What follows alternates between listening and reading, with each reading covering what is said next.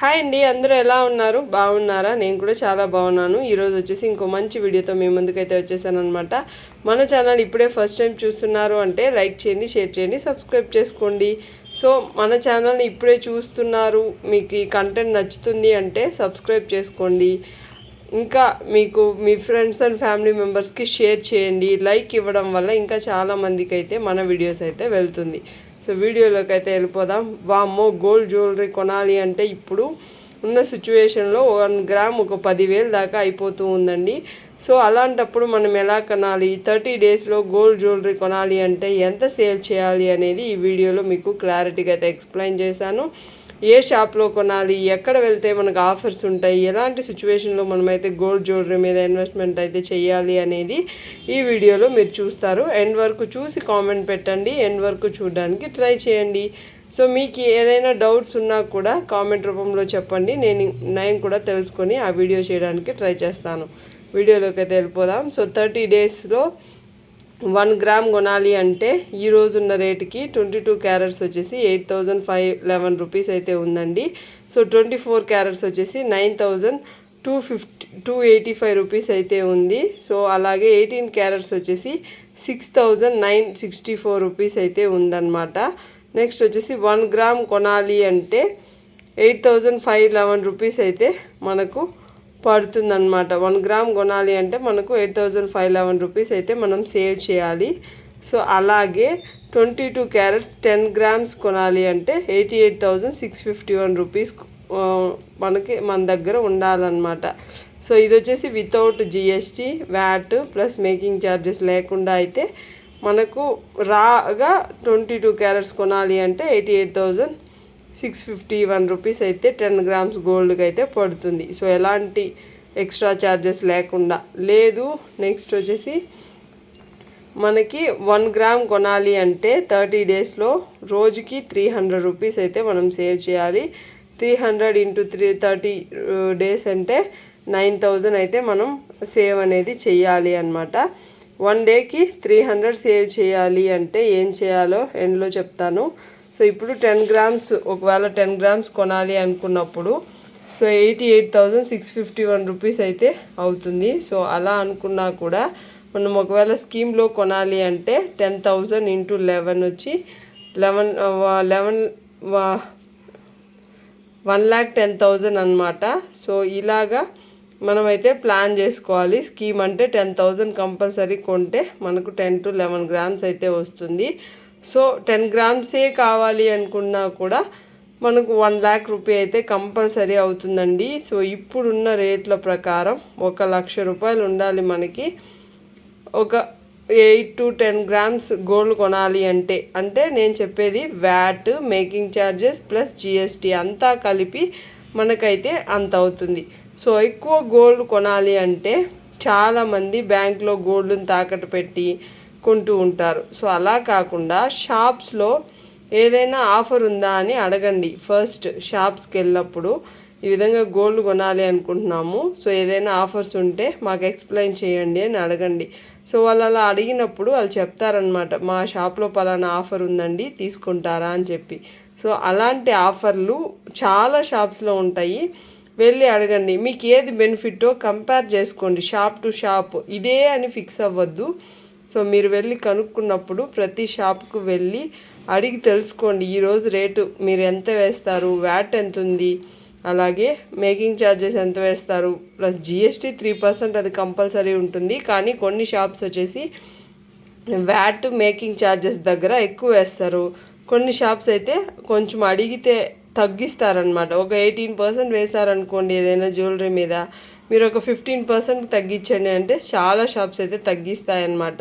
So ఇలాగ మీకు bargaining అనేది తెలిసి ఉండాలి. సో బార్గెనింగ్ చేయడం వల్ల మీకైతే గోల్డ్ కొంచెం తక్కువకే మీకైతే వస్తుందన్నమాట.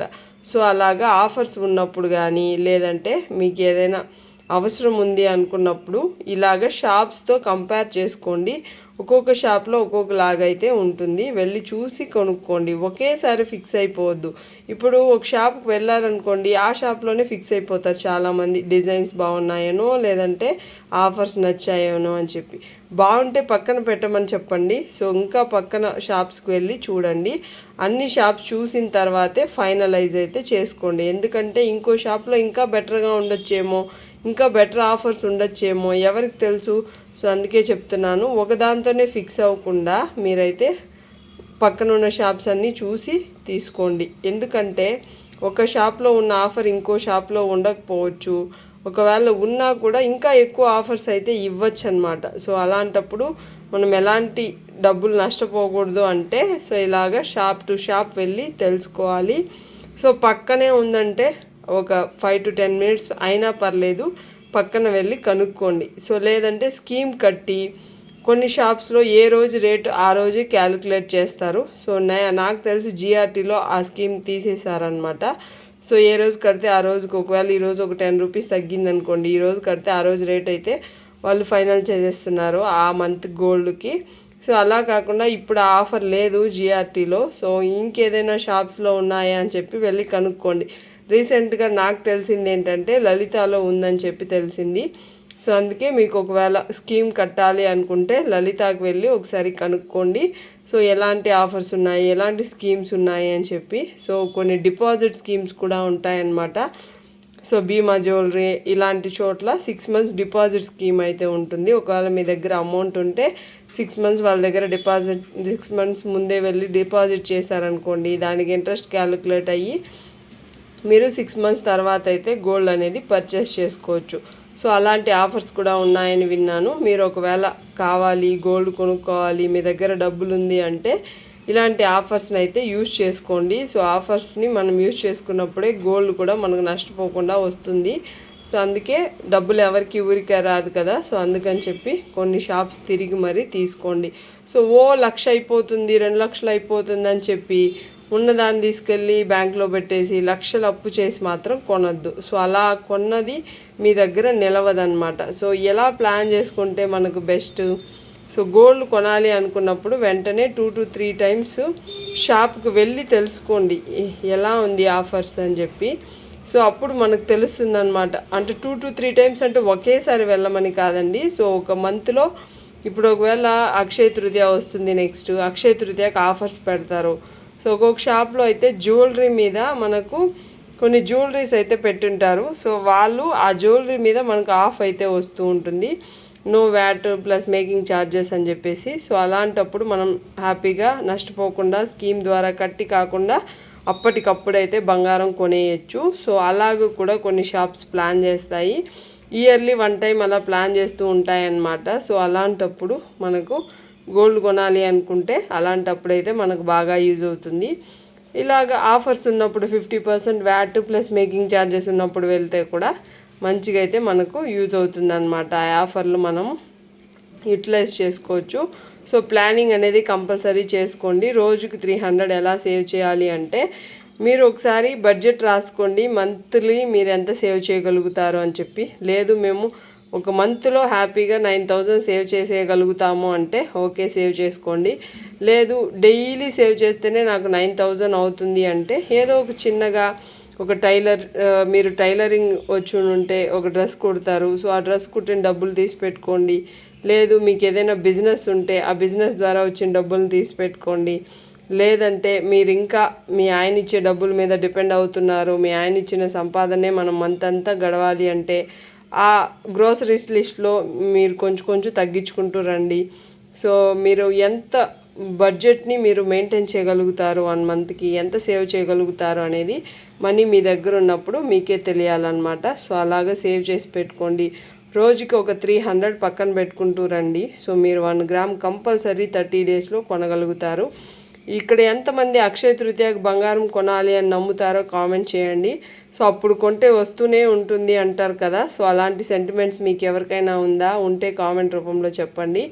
సో ఇలాగా మనం 30 daysలో గోల్డ్ జ్యువెలరీ కొనాలి అంటే ఇంత ప్లానింగ్ అనేది ఉండాలన్నమాట. సో ఉంటేనే మనం ఎలాంటి నష్టం మనకు జరగకుండా బంగారం అయితే ఇంటికి తెచ్చేసుకోవచ్చు. చాలామంది హాల్ మార్క్ లేకుండా అలాగే మనకి ఎలాంటి హాల్మార్క్ అంటే 18 క్యారెట్స్ 22 క్యారెట్స్ అలాంటి హాల్మార్క్ ఉండదు. ఈ గోల్డ్ ఏ షాపుకి సంబంధించింది అనేది కూడా ఉండదు. సో అలాంటప్పుడు తీసుకున్నారంటే మనం మోసపోయినట్టే.